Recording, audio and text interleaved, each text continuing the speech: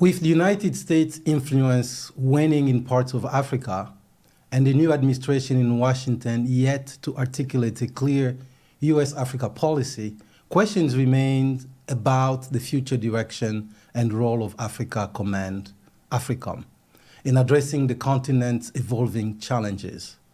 To provide greater context on Africom's mandate and strategic objectives, we are joined by Brigadier General Rose Kerovori, the Director of Intelligence for the United States Africa Command.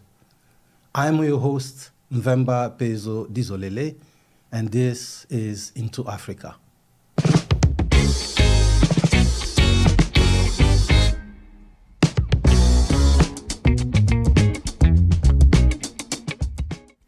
The United States Africa Command, Africom, established in 2007, is one of the United States Department of Defense's Unified Combatant Commands. Headquartered in Stuttgart, Germany, Africom is responsible for military operations, partnerships, and security cooperation across the African continent. Its mission is to promote regional stability, strengthen security, address shared challenges in collaboration with African nations and organizations. Africa's strategic importance to great powers continue to grow due to vast natural resources, critical sea lanes, and geopolitical relevance. Africom plays a key role in aligning U.S. interests with African priorities, focusing on building partnerships and addressing security concerns. Operating across 53 African countries, Africom prioritizes combating violent extremist organizations such as Al-Qaeda, ISIS, and Boko Haram, enhancing maritime security to counter piracy and illicit trafficking, and supporting African-led peacekeeping efforts. The command also addresses transnational threats like organized crime, human trafficking, and illegal arms flows, while countering the rising influence of global rivals like China and Russia. Africom's collaborative approach, centered on working with African and international partners, aims to counter transnational threats, strengthen security forces, and respond to crises. These efforts seek to advance U.S. national interests while promoting regional stability and prosperity.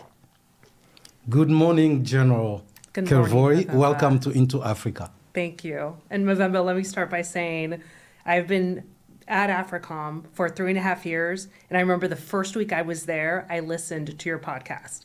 So I'm honored to be in Into Africa today. And I would say I've learned quite a bit from listening to your podcasts, the interviews that you've had with such luminaries as President HSM of Somalia, Jed Devermont, who helped with Africa policy. So it's been a pleasure to learn from your podcast. Thank you very much. That's good to know. You know, you sit in the studios, you speak, and you don't know if anybody's listening. So it's good to know this. And certainly we appreciate that you and our friends at Africom listen to Into Africa. Big news today. The city of Goma in eastern DRC had just fallen to what they call the M23 rebels. But every other analyst, the United Nations, the United States, and all the other institutions that follow this part of the world say it's actually Rwanda and some of its allies that are behind the M23. Africom works with both Rwanda and the DRC. What's going to happen? What role do you see?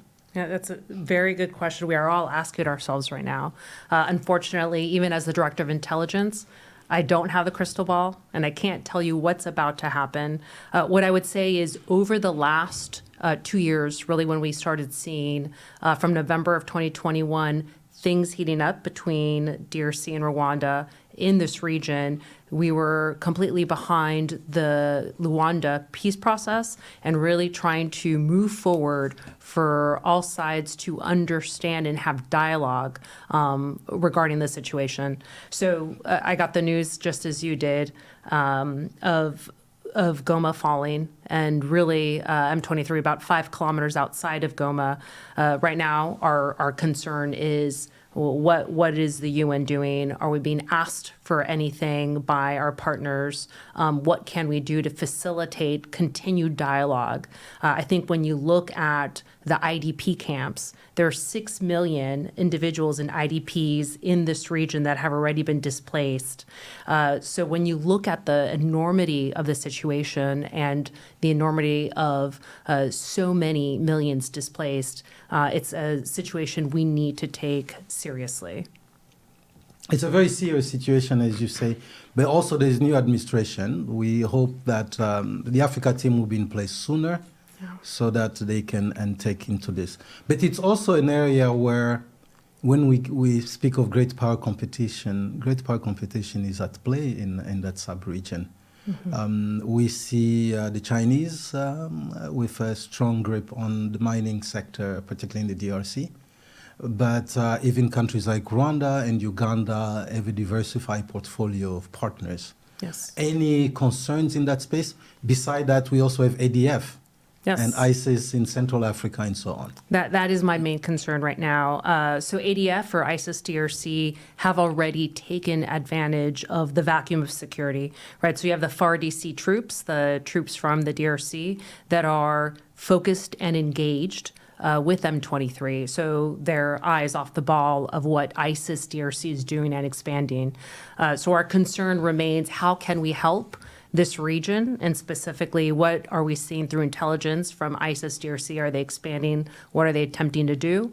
What can the Ugandans do? They had Operation Shuja in that region, and just to continue to see how can we help support those efforts.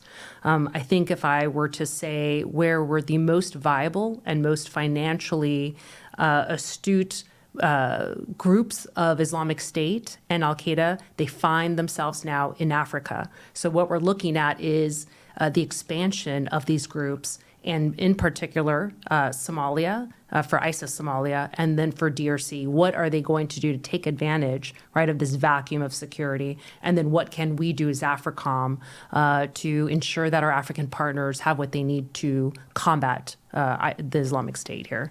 At the same time, all this displacement, the youth that are being, pretty much violated, IDP and so on, it creates a new mindset. So the longer this crisis continues, where children and their families get moved left and right, the more despondent they will get. In the places like Eastern DRC, this has been going on for 30 years. So the references of what it means to do well in life, is being a militia leader, is all these things. Is there a risk if the international community does not get involved as seriously as they should, that we can see actually a proliferation of more armed groups and an increase in a feeling anti-US, anti-this, anti-that? Mm-hmm. So let me first answer your question by saying, what we've realized in anywhere where we've combated the Islamic State and Al-Qaeda is that in the context of Africa, it is not an issue of really radical ideology, but rather a lack of governance, a lack of essential services, and the radicalization of groups that have not received that from the governments. And I think West Africa and the rapid expansion of JNM and Al-Qaeda group there, and ISIS Sahel is really a manifestation of that. So when you have differing ethnic groups and the governments aren't providing the governance, essential services, the education, right, that individuals seek, then they are more easily radicalized, and we have absolutely seen that. In terms of what is happening now in the DRC, you're right. I think just the enormity of how many millions of people are involved, and I could say the same about Sudan and the Sudan conflict there. Really, any of those groups can be radicalized. But I think when you look at the history of DRC and Rwanda and the two Congolese wars, the concern really is within not just the ethnic strife that has historically belonged there, or been there, I should say, but what can the international community do to resolve something that has brought on 2 regional wars in Africa, and that radicalizes those into camps that they feel they could only solve the problems via military means. So I think if we were to look at this in the future, it's how can we continue with the Rwanda peace process? What can we do to bring essential services and really bring stability and security that people need in this region? The United States, being a partner to both countries, have a role to play. Yes. I think this role has to come very quickly. I think IMET is on both sides. Maybe it's been suspended, the International Military Education Training Program. But both countries have strong, at least they want strong relation with the U.S. Rwanda is in Mozambique, is also in Central African Republic. Let's see what happens. Yeah. And I think your assumption there, Mavemba, is also that we haven't been involved. I would say we've been very much involved in talking to both sides, right, continuing the peace process. And I would say the Director of National Intelligence, Haynes, had gone to both locations and spoken to both presidents. We had used intelligence, and it was unclassified intelligence, where we brought both sides to say, listen, we see what is happening. Let's continue having discussions around the negotiation table. There needs to be a solution. So I just wanted to question that assumption that we weren't involved, because, again, we are behind the Rwanda and any process, any peace process that would work. It is true the U.S. was involved. Avril Haines and Judd Devermont, my predecessor, were part of the team that went there. But that happened at a very important inflection point leading up to the elections in DRC, which were important to the United States. Since the elections, things went down. That's why we end up where we are. Right. So, it's like, I think to your point, this engagement needs to be sustained until we get to where we get. And if we don't sustain them, we kind of revert to condition antebellum, and that's pretty much it. But coming back to Africom itself, your organization, Africom was stood up on October 1st, 2007. That's 17 years ago. And that's almost the age of majority. How do you evaluate the command? Of course, you were outside when it was standing up. But now you've worked there, you said 3 years, you've seen it in action, and probably even seen it from the distance. You've served in various theaters, so you have other references to look at it. Yes, I would say it's still a young organization, but we are a learning organization, and that's what I'm most proud of. It is one of the few organizations and really combatant commands that really talk about the 3 Ds. Development, diplomacy, and defense. And then I'm going to add the C to that, so 3 Ds and C, which is commerce. And really looking at the economic angle and how else we can help amplify economic investments on the African continent. So when you look at how do I evaluate it as a command? I think we have learned quite a bit. We've adjusted. We've led with diplomacy and development and not defense, which I think is really the right way to approach a lot of issues in Africa, because at their base, these are not military issues. I think they manifest in security issues, but really, I will go back to what I told you earlier.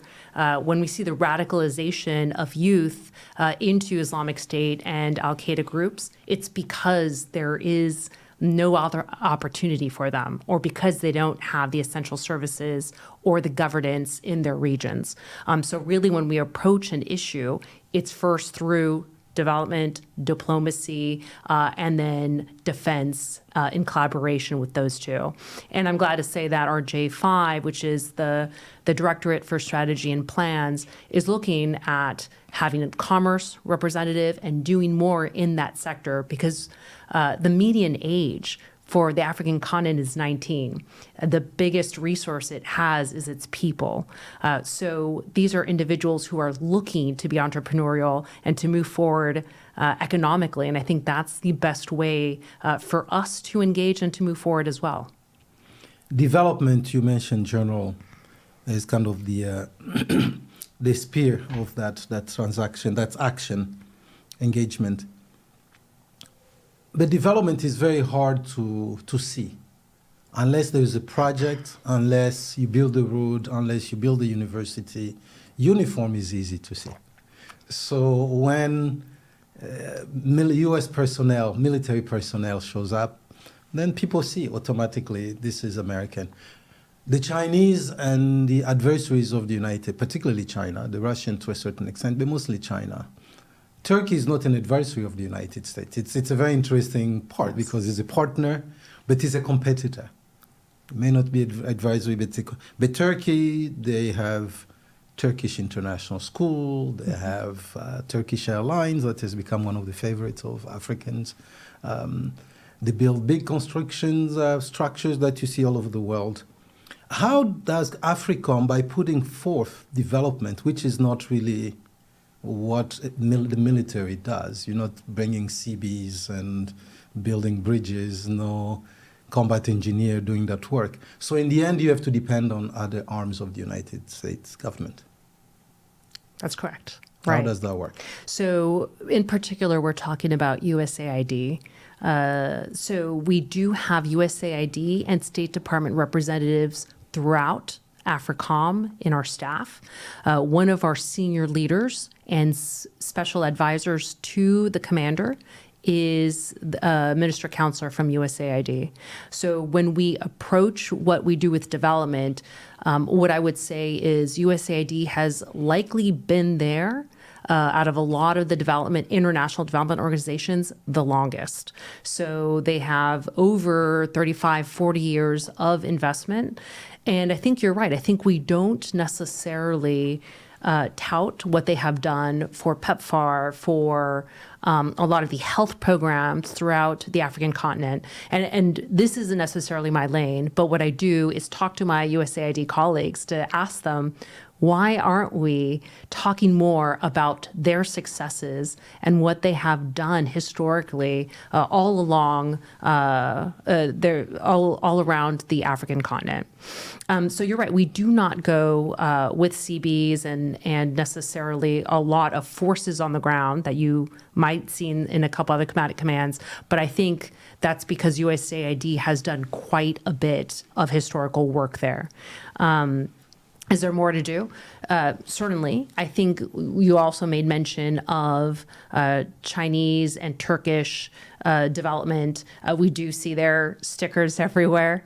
The positive in that is that African countries get a choice of who is helping them develop economically and who is helping them develop in terms of their infrastructure, et cetera. So the fact that they have choices now, they have told me in different conferences that they are glad to have a choice. They do not want to be put back in a box where it's a binary choice of U.S. and someone else, but rather they get a chance to look after their own population. And you asked what I like most about Africom. I would say in its history, it's a learning organization, and we've learned from this. So we are looking to listen to our African partners, to continue to listen to them and say, where else can we help? Where do you see us fit in with your needs, whether it's security and otherwise? And because we have USAID within our ranks at Africom, we're able to have those conversations much more quickly than coming back, talking to DC from Stuttgart. Right? We have those individuals with us. When you say it's a learning organization, I think you expanded a little bit on there, but how is that different from other command? Are they learning as well, or Yes. why is yours learning? No, and what does that mean? What I would say is absolutely I think that's what we pride ourselves, especially in the U.S. military. We do after action reports. We after action everything.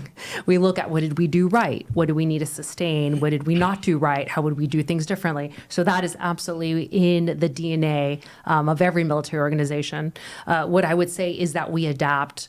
We have adapted at Africom quickly with a problem set that I would say most U.S. military do not deal with. Most people do not come to Africom with an understanding of the African continent or having spent any time there. I would say unlike, for example, CENTCOM in the Middle East, where a lot of military have spent time there and understand the history of U.S. involvement. So what I would say is we have programs where our personnel are learning quickly. I always put out in our newcomers brief to listen to, for example, Into Africa.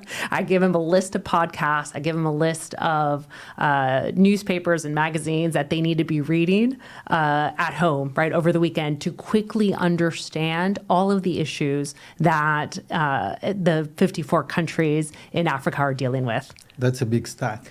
Huge stack. But it's great to have all these resources to provide to people. So when the command was launched, the idea was not welcome among Africans. In Washington, I remember attending a session with General Ward talking about Africom. And for a good hour and a half or so, we could not understand what he was trying to say. It was very contentious discussion. In the sense, you can imagine people saw it demilitarization, especially with the treaties. They were like, why are you going to bring the army and the military into this thing? Of course, it's not just the army, but the armed forces into this. Why can development just be development? And it was very contentious, like I say. So, in fact, there was little interest among African countries to host the command. Why is there specifically an African command, and why is it based in Germany? I understand what you're saying, but if it's an African command, why is it based in Germany? Right. Well, the history of that comes from the split at EUCOM, which is European Command, and they used to cover Europe, Eastern Europe, and all of Africa. And I think there was an understanding in the administration at the time that we, the United States, needed to pay attention to Africa and really understand the issues at a deeper level. And so the decision was made to split off Africom from EUCOM, which is why it ended up in Stuttgart, just because it was easy to the structure was there, right.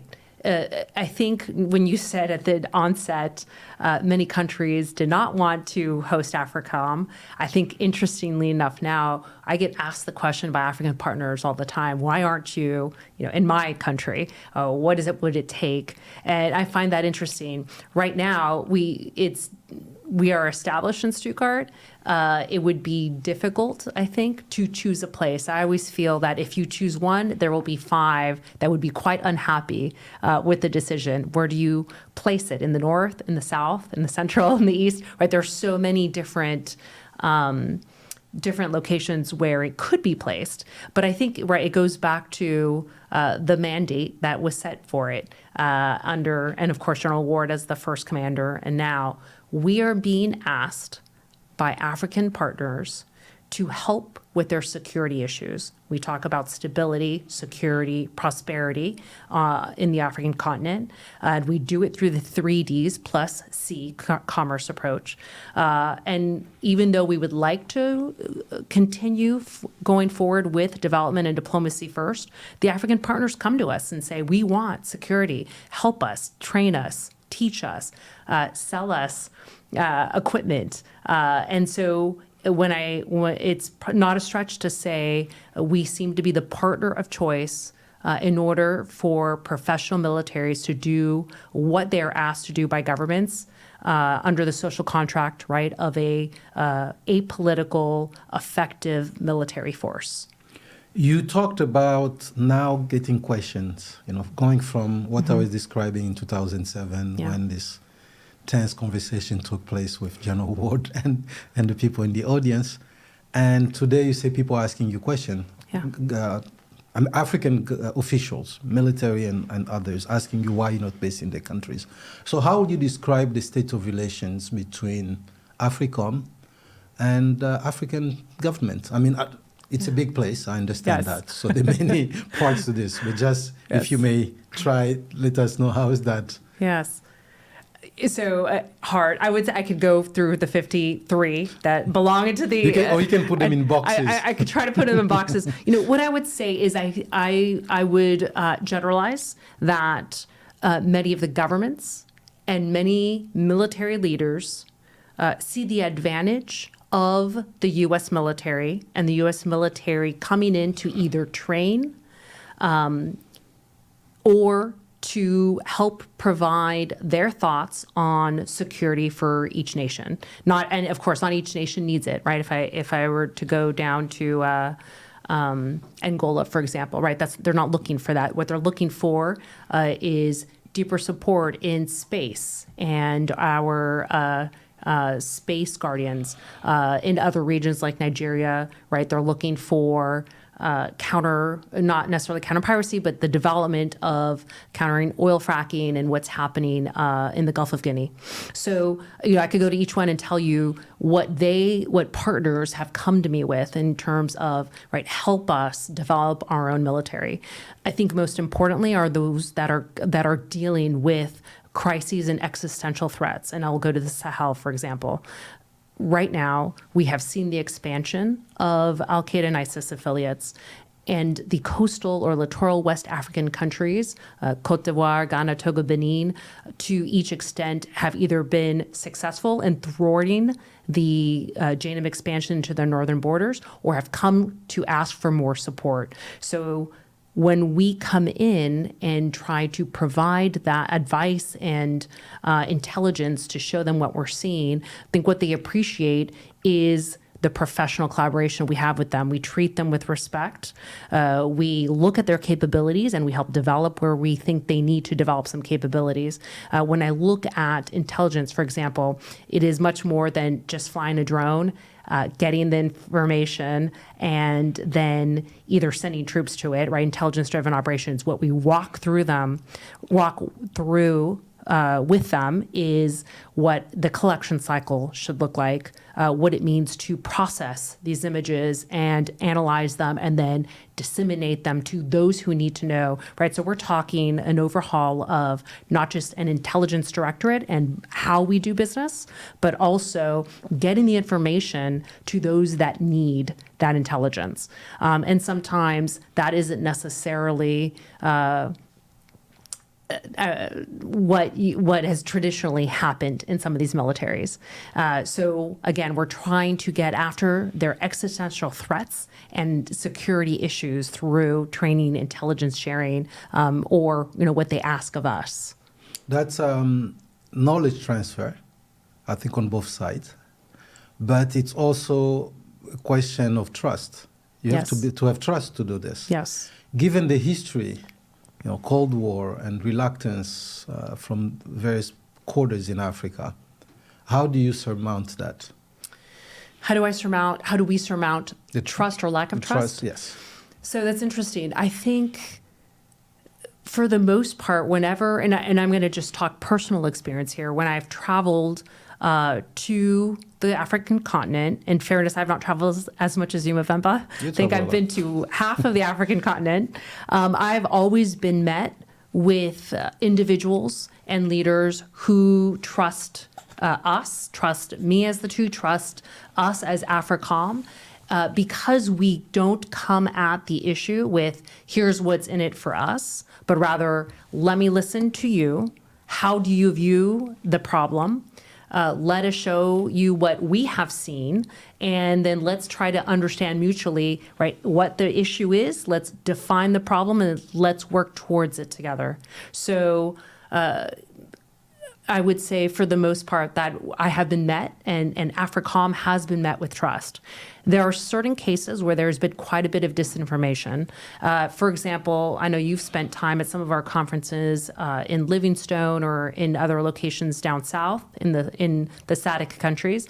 There was a misinformation campaign at some point of secret U.S. bases in southern Africa. In Botswana, for sure. Right, and we do not have any secret bases or any base really there. So it's what we've also tried to do is counter disinformation with transparency, with an understanding of what we're trying to do. And also simply by the embassies having literacy of disinformation campaigns.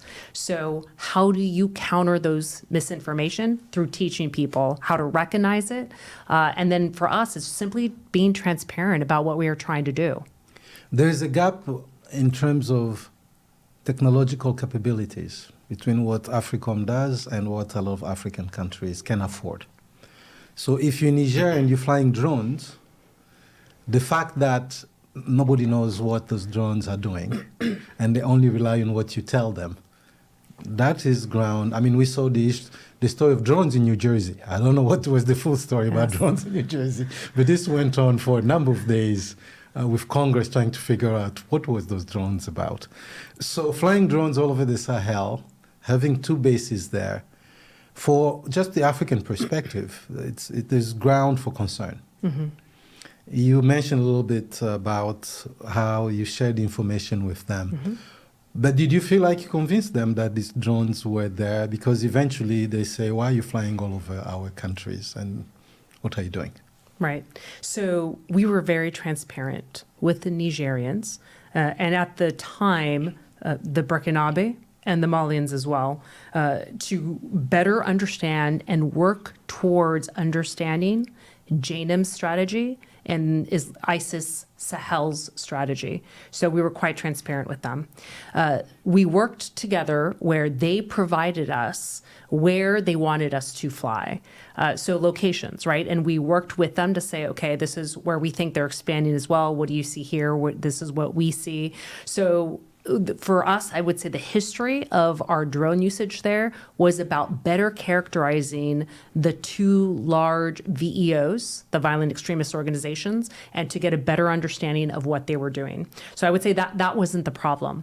I think the issue came when the junta government, right, took over.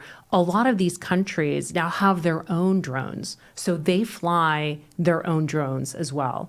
And what I've always said, and what I would tell my interlocutors, which happen to be the chiefs or the directors of military intelligence in various countries, was that they have such a strong human intelligence network. They understand what's happening on the ground better than any drone could give them that intelligence. So the leaders of the villages, the imams, any religious leader, really, they have a beat on what is happening in the region. So an understanding from that human context would be so much better to understand than drones. So I think we had to get away from this understanding of flying drones doesn't mean you have better security immediately. It just means you have another way of looking at the problem. And what I would say is you need all the different disciplines of intelligence, which is like a puzzle pieces, to really come together and say, okay, let's put all the puzzle pieces together. Now let's look at the puzzle. Here's what we're seeing. And that human intelligence piece, which was a large piece that they brought. Another one that doesn't cost that much money is open source intelligence, OSINT, right? So understanding through channels what Al-Qaeda and what Islamic State were stating through their media campaigns was very important. So what we tried to dissuade some of these countries, and especially Sahelian states, was to say drones aren't the answer to everything. And you guys do have quite a bit of your own intelligence. So with that, you could do, not necessarily spending billions and billions of dollars. Then staying with the Sahel and Niger and Mali and so on, what specific lessons have you drawn from the shift in U.S. security cooperation relations in that region over the past 4 years? How are you applying these lessons in West Coastal Africa? And then like places like Côte d'Ivoire, Benin, Togo, the departure of U.S. forces from Niger was not particularly smooth. And before that, of course, the French were kicked out literally, and they refused to go until the Nigerians were cutting off water and electricity. It didn't happen with the U.S. But a few things that kind of jumped out to those of us who look from the outside. We don't pretend to, we're not in those rooms in these conversations. One, the insistence on, after the military government came to power, the insistence on democracy. And they're saying whatever they were saying. So it's a friction between the development, defense, and diplomacy, because at least from where I stand, it seems like Africom has built strong relations with their counterparts around the continent over the last 17 years.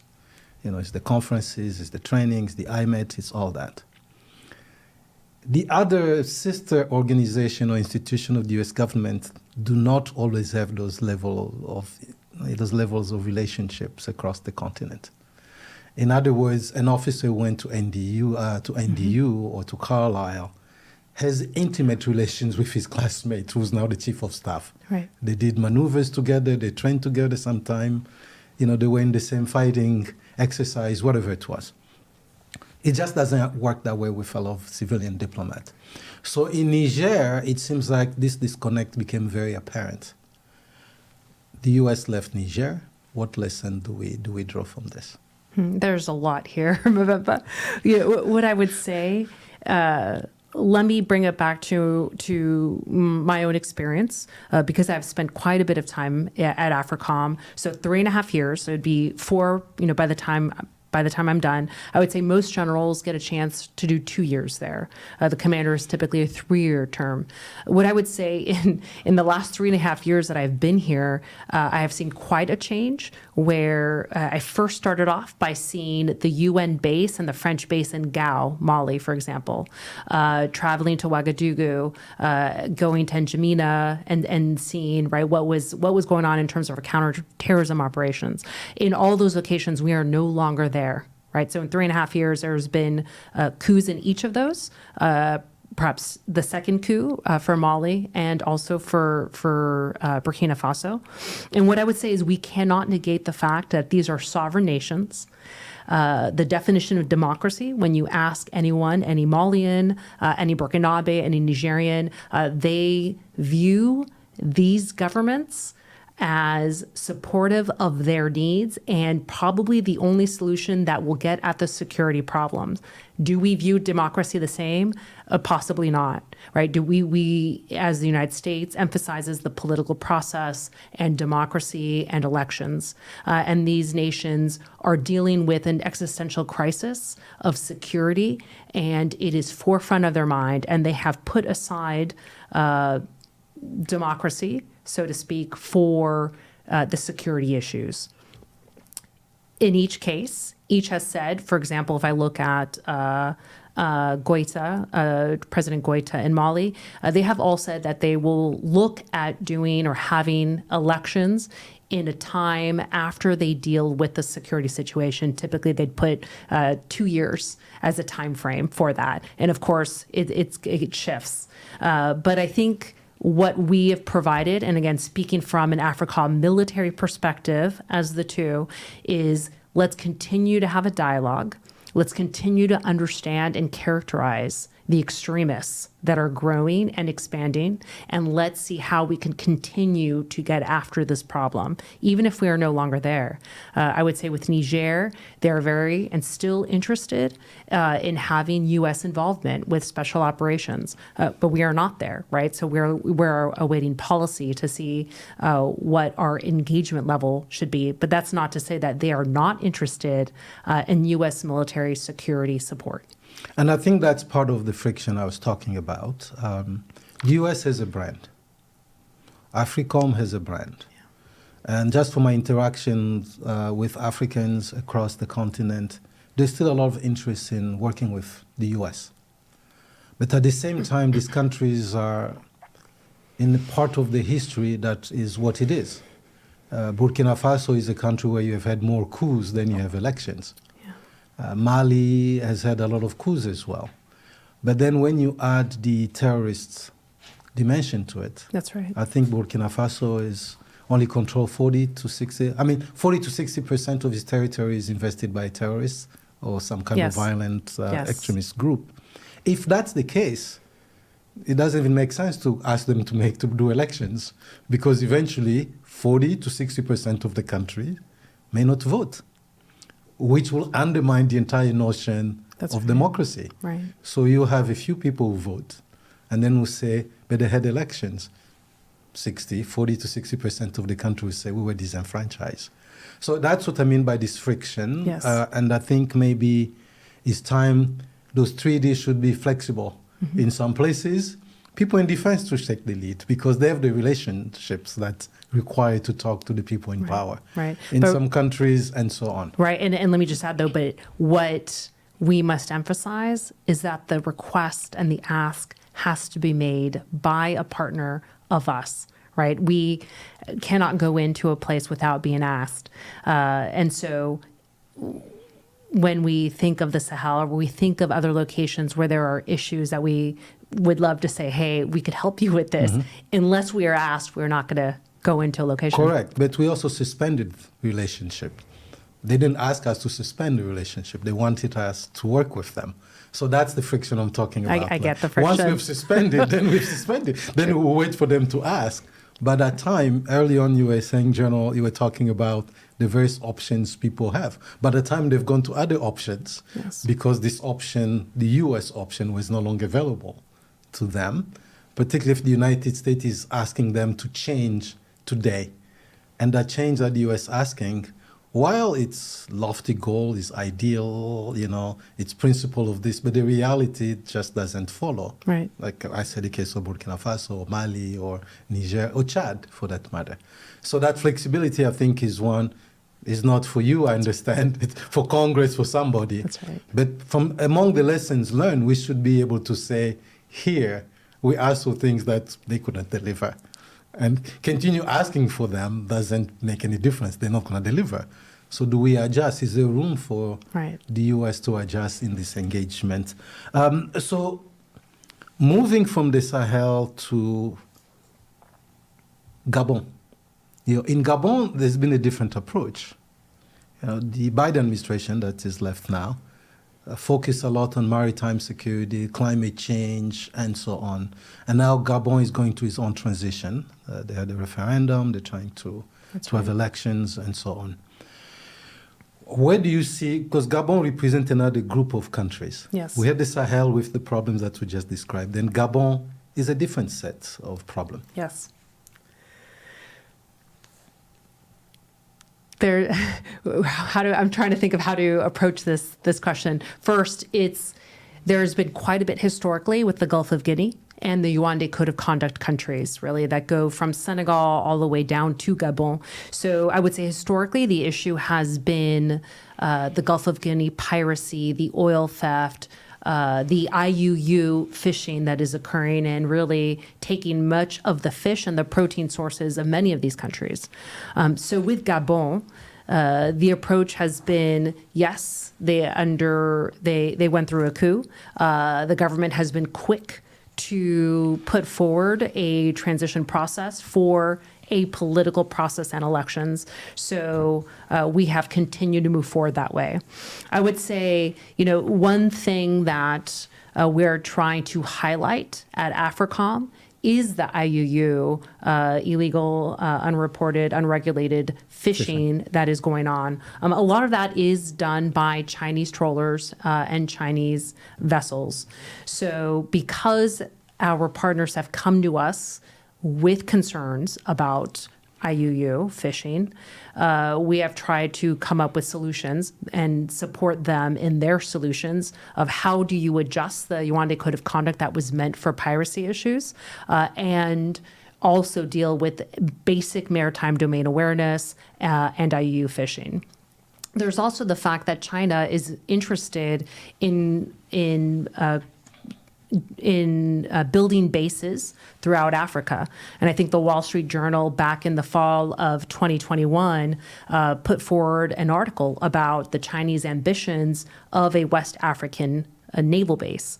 So when we look at that, what I see is, okay, you have something like IUU fishing, which is a grave problem, and now you're going to have a Chinese naval base not too far away that will lend support to other Chinese vessels. So it's something that our African partners do not necessarily want, nor should they have that.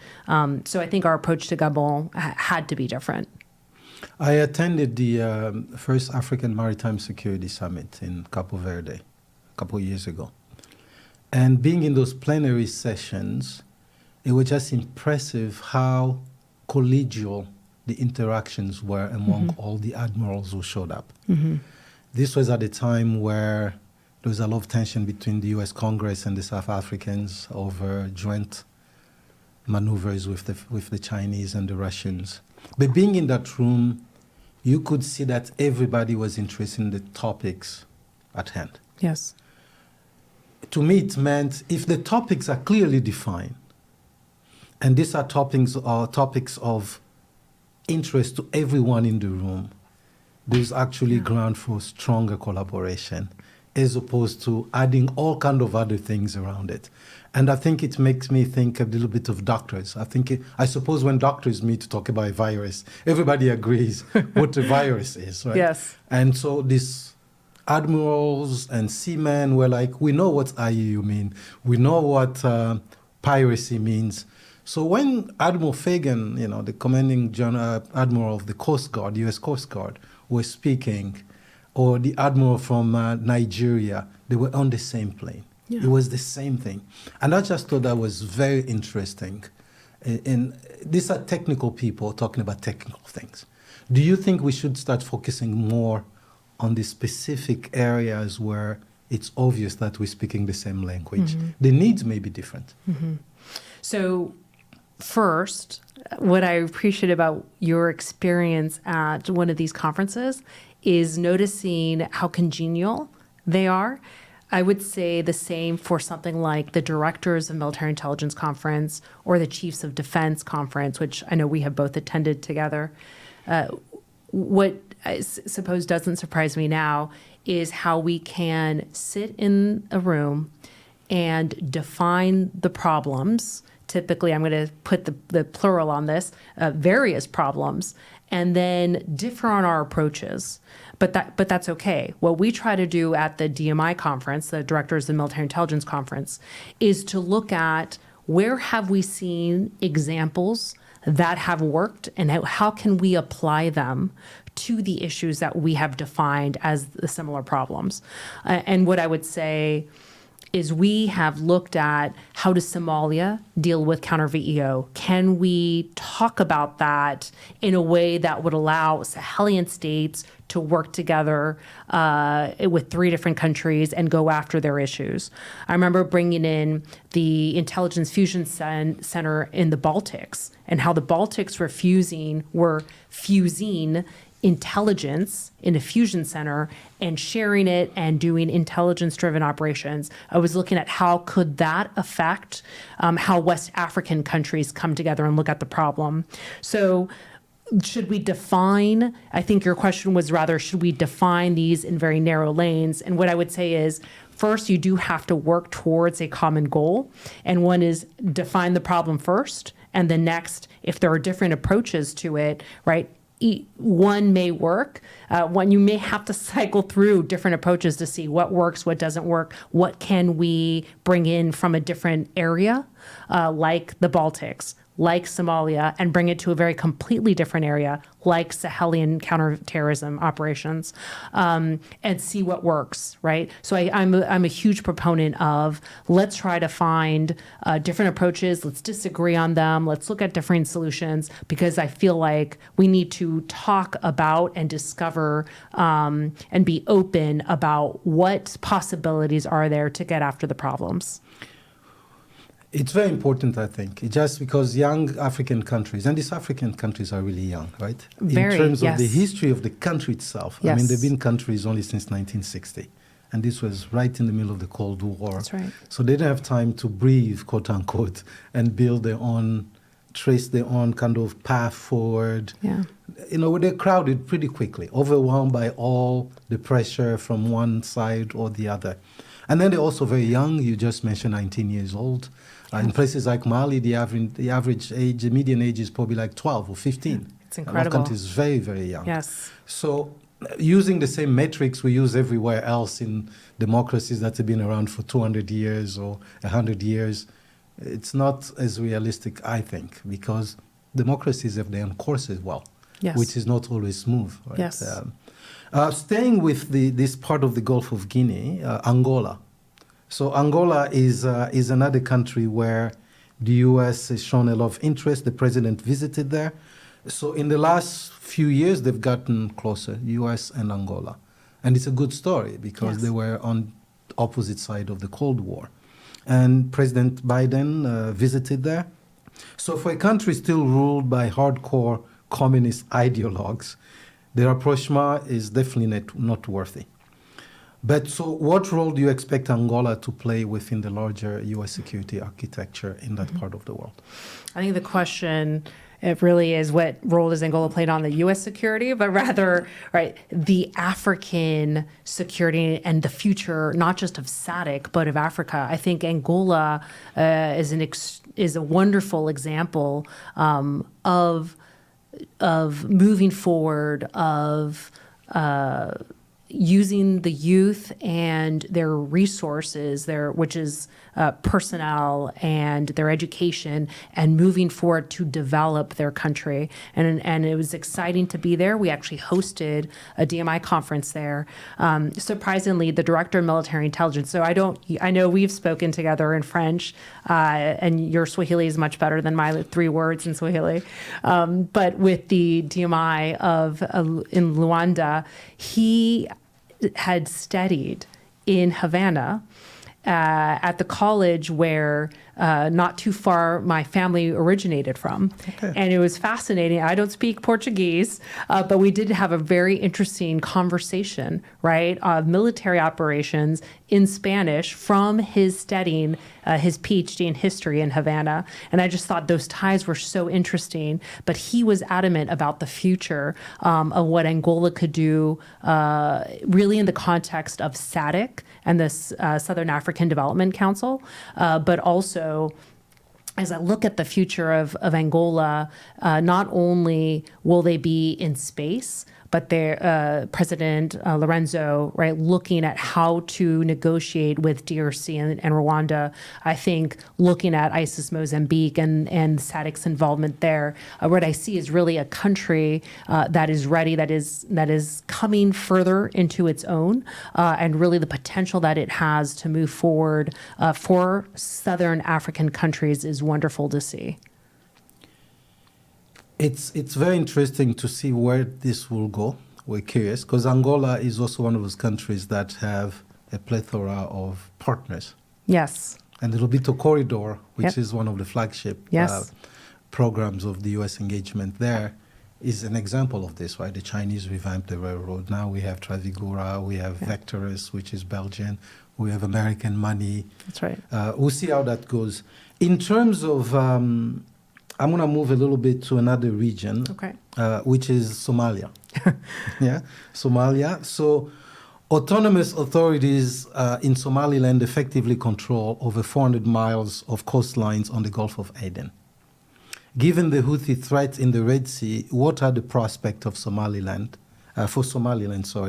together with all the international partners to play a greater role in protecting maritime transit through these waters? So I want to be careful, because what I'd like to talk about is the unified Somalia, simply because that is who we work with. And I want to say Africom. When I have been engaged in Somalia, when we work in Somalia, it's really been about the federal government of Somalia and getting after their issues. So let me talk about that first before we talk about the waterways. One, President HSM, and even on here, right, when he was first elected and came in on your podcast, Mavemba, we were quite interested in his approach with the Somali National Army in a central campaign, and how effective that was, right, when he first was elected, and how effective the Somali National Army was with the central campaign in Haran, Galmudug, that region. And really what we saw was a 2-part military offensive, first in central Somalia, and then lastly to get at Jubaland against al-Shabaab. I would say for the maritime portion, that wasn't really something that was on the aperture for anyone, because really it was a land offensive. We were focused in the central area. We were focused in Jubaland, the heartland of al-Shabaab. What we are now seeing is, of course, Houthis and al-Shabaab working together, and Houthis and really al-Shabaab looking at what weapon systems the Houthis can provide them. So now that brings us to a focus of, okay, where are those coming from? Where are they going? And what is in the possibility of interdicting, all right, some of these weapons? So when I look at the region of Gulf of Aden, really, I look at what is in the security of that key terrain, but also what allows us to continue to ensure that al-Shabaab doesn't have the capabilities that could be quite lethal, not just for the government in Mogadishu, but for all of the soldiers on the ground, the Somali soldiers and international soldiers that are all waging a campaign against al-Shabaab.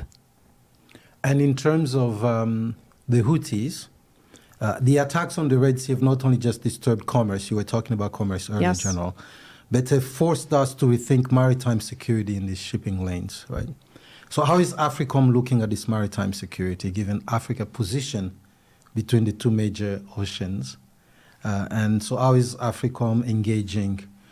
I don't know how much of naval component you have at Africom, but... We do. Well, first, I would say this question isn't necessarily for me in the two, Okay. right? Because it's much more the sea, I would say 12 nautical miles off of the coast of Somalia belongs to Africom, and the rest of that belongs to Central Command, right, CENTCOM. So I know they have a very concerted effort to combat the Houthi attacks and the Houthi attacks on merchant vessels. So really that, that's out of my lane. What I would say is for us, it comes back to what can we help affect so that doesn't allow Houthi providing weapon shipment to al-Shabaab. And I think when you look at the Houthis, right, they have actually affected commercial vessels and merchant traffic in the Gulf of Aden, throughout the BAM and Suez Canal. So, of course, it certainly has had an impact.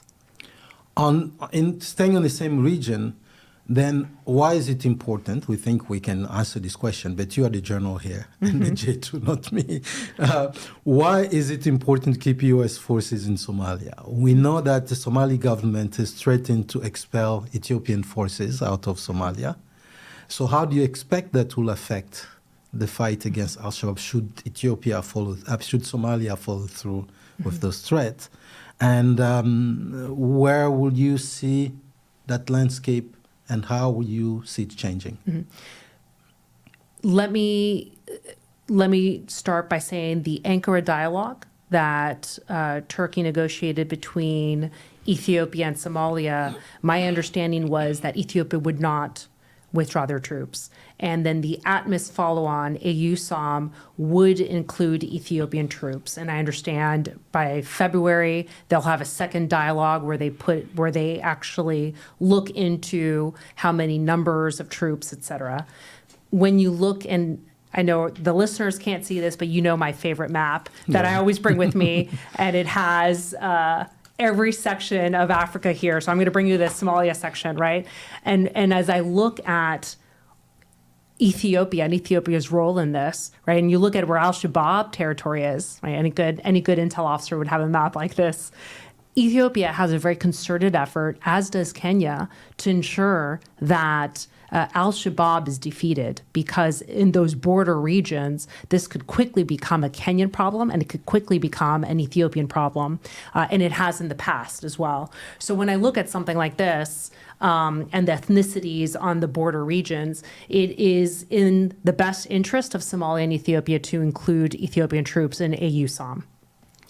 Why is the U.S. there? Because we're there at the ask of Somalia to help train the Danab, and I understand we have completed the last ingest of Danab trainers. They are they're not necessarily a special operations force, but they are enhanced capability infantry troops that are having an effect in the campaign in central Somalia and in southern Somalia against al-Shabaab. So that is our role to help the security of Somalia. So Somalia still applying its own sovereignty to ask who can come, who can leave. But the U.S. particularly Africom, is interested in keeping all the pieces together that will stabilize the place? I think it's necessary. When we had spoken about Al-Qaeda and Islamic State affiliates on the African continent, we do see that they are expanding. They have the capability of financially operating on their own. They are sharing tactics, techniques, and procedures among each other. So we're seeing these groups expand. So when you're looking at the viability and the lethality of these groups, and of course the question of when and if when really could they attack either Europe or the homeland? I would say for now we're seeing inspired attacks and not directed attacks, but certainly the intent by these groups is to have attacks that can occur either in Western Europe or also the United States. It's not outside of their intent. So I look at how can we help stem that problem in Somalia? How do we help the Somali government deal with that issue so that it doesn't become a wider issue for the region and for Europe and the United States? I want to talk about two actors. They're not the same, they're different, but they definitely shape the dynamics in different parts of Africa. So since the nominal demise of Russia's Wagner Group in 2023, Russia has expanded security operations in Burkina Faso, Equatorial Guinea, and possibly Togo. What are the countries do you see as most likely to pursue increased security partnerships with Russia? What do African countries see Russia is bringing to the table, which they're not able to get from the United States? Let me answer the second question first. It's a semblance and an optic of security. That's what they're getting. They're also getting, for junta governments, a Praetorian Guard. So they're getting a security not just of the junta government against counter coups, but what can be shown to a populace that it looks like they're doing effective counterterrorism operations. And let me be clear, there is a UN report, I think about a year old now, that talked about the Mora massacre in Mali. And it showed that Wagner, in its very offensive operations against counterterrorism, lumped villagers in Mora together, saying that they were Jainim, they were not, and massacred the entire village. And unfortunately, Wagner's tactics have actually radicalized more Fulani into the Jainim ranks than really had any effectiveness in countering those VEOs. So when I look at who will be next, I think in terms of Russian strategy, their interest is having naval bases. And I know that the Russian naval strategy has been published. They're looking for a presence in the Eastern Mediterranean, which is now made much more difficult by their departure from Syria. So that interest in having something in Eastern Med is still there. So that's either Egypt or Libya. They're looking for the key terrain that we talked about in the Gulf of Aden. So they're interested in Port Sudan and have been for quite a bit, for I would say over 10 years now. And then in the West Coast, right, looking at either Guinea or Sao Tome and Principe, Equatorial Guinea, right? They're looking at what other locations could they expand via naval means, and then who could ask for them, now the Africa Corps, that would allow them to come into a country, look like they're providing security and counterterrorism operations, and then get into the extraction business, which they have done in Central African Republic with the Ndesima gold mine, in Mali with the gold mines. Really, in any location they've been, it's been about how do they get paid and how can they extract any mining that allows them to get around economic sanctions. So I would put how do they marry together that naval strategy with the land strategy and the economic strategy is what I would expect of Russia in the African continent. The other actor is France. So France has struggled quite a bit to maintain relations with African countries. It's not just Niger and Mali. There's a sentiment among Africans, particularly Francophones, that we've had enough. And there is also a communication style coming out of Paris that nobody seems to understand. You know, every time a government official in France, particularly the president, opens his mouth to give some speeches, it's always something wrong that comes out. From the African perspective, it's always like, don't you get it? So how the French new posture or lack thereof in Africa affect Africom strategy? Because they are your partners. Let me push back on the assumption here. First, France has a very different approach from the American approach. I was a witness to this, so I did my junior semester abroad at the French Military Academy of Saint Cyr, and my paper at the time was looking at the Algerian War. And of course, all my sources were French sources, so it was very a Francophone-centric view from a junior in a university of looking at what counterinsurgency operations look like from the French perspective.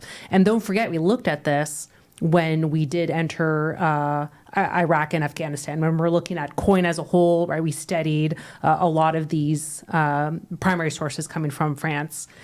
Now, when I look at this, and I did get a chance to go to Algiers to meet with the DMI, and when I went there to the National Museum, very different approach of how they viewed it. So what I would say is there's always two sides to the issue. So I can't comment on how France is approaching their either messaging or their approach. What I have seen is from the Dégage France and / Pan-African element that arose about 10 years ago in West Africa, really a sentiment of, we now want this region for ourselves. We want to own our security. We don't want you to tell us anymore what to do. So we're seeing a very different approach from other security partners, where these countries are saying, dégage France, and we want others to help us with our security issues. What I see France doing now is approaching other countries that are not traditionally Francophone, and they have a lot to bear and to bring to bear to the economic situation of African countries. So I'm a big proponent of how can we help develop African nations economically as well. Any partner would be a good partner there. In terms of us moving forward, I believe that the approach needs to be, what does the African partner want? If they have brought in Africa Corps and Russia, which is not compatible with the way we approach things, then we can't work together.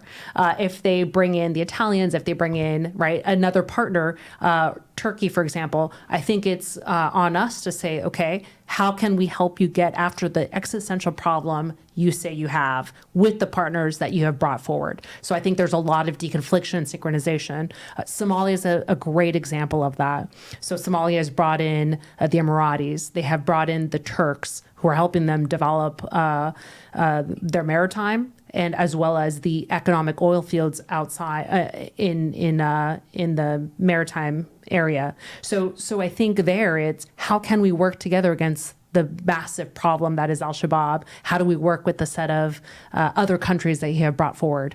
So I feel like that is the approach that we need to take, regardless of which partner is there. But it's still a challenge, because France is obviously a close ally of the United States, to Yes. NATO, Yes. to many other conflict or contingencies. Both countries have worked together. It's just in Africa, that coupling Yes. is not always seen the same way as it's seen elsewhere, because then there is a risk that the American brand takes some of the weight that whatever French strategy is comes with. So I'm not sure what the U.S. is doing about this, but when Africans look at this problem set or the options, they want to separate those often.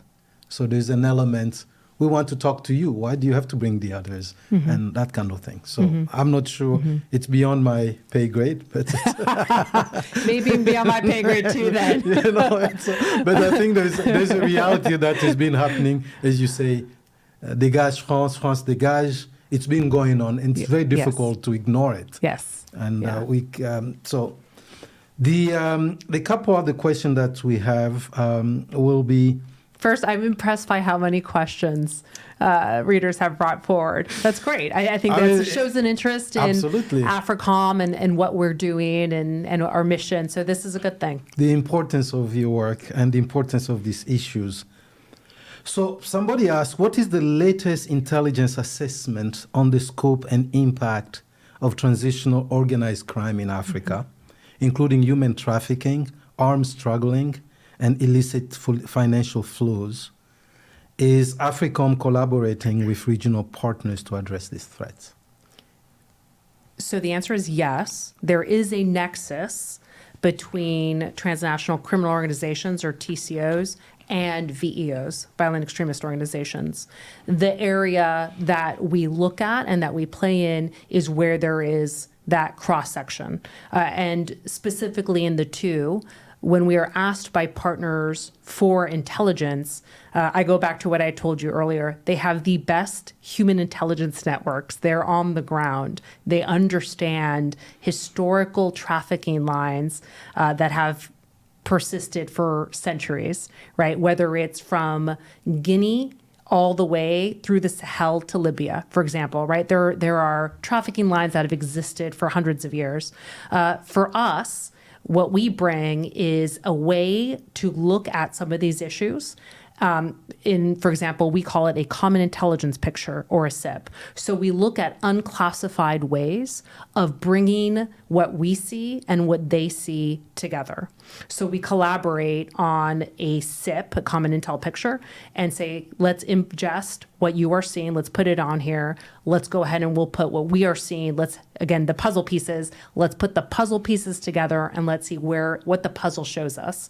And what we've invariably seen is, of course, violent extremist organizations need to have funding, and they need to financially be viable organizations. And they do that either by taking or extracting taxes from villages or some of these criminal organizations. And sometimes it's by taking TCOs and saying, hey, why don't you run some of the weapons or arms or whatever you're doing, give us a cut. So there's certainly a link. There's obviously a link with, and one thing you haven't brought up here is climate change. We've seen the impact of climate change in various different areas, and a lot of our partners have come to us to say, the desertification, for example, in the Sahel has really exacerbated the farmer-herder conflicts, and we're seeing now a lot more. Can you help us see through a SIP, right, what that's looking like, and we'll put that together for them.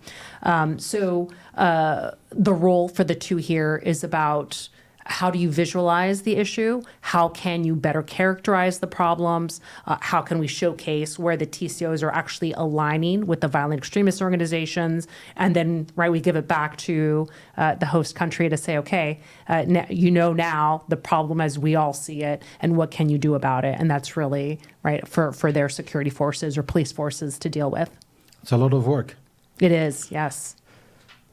Because there's a new administration, and because Congress makes appropriation and everything else that you need to do your work, we know that when President Trump was in office last time, he ordered a review of troops after the Tongo Tongo ambush that killed U.S. servicemen. What risk is there that U.S. troops may be pulled out from some of these areas that are very critical, not just to the work that you do, you and your colleagues, but to the interests of our partners and the interests of the United States? So that's a very good question that I do not have the answer to. I don't know. I think we're waiting on, right, who will make up the new administration's Africa team. Where does Africa lie within all of the areas that can be prioritized for the administration? We obviously hope at Africom that Africa will be among the top of their priorities, but we just simply don't know, right? So unfortunately, Mavemba, I can't answer that question because I don't know any directives or policies that will be coming down. But in terms of talking about the new administration, I do frankly hope that they prioritize Africa, because there is so much in terms of the greatest resource that we talked about, which is really the people, right? The median age of 19, not only an entrepreneurial people with the spirit of entrepreneurship, of wanting to get after their own problems and really wanting to partner with the United States, I feel like this is the perfect time to engage and continue to engage Africa, and I hope the administration would do so. On Into Africa, Africa is always number one. So we hope that will be the case with the administration as well. On that note, Brigadier General Rose Kerovori, thank you for joining us. Rose Kerovori, the Director of Intelligence J2 at United States Africa Command. Thank you for joining us for another episode of Into Africa. You can find more episodes on csis.org, YouTube, or wherever you get your podcasts. For CSIS Africa, this is Mvemba Dizolele. So long.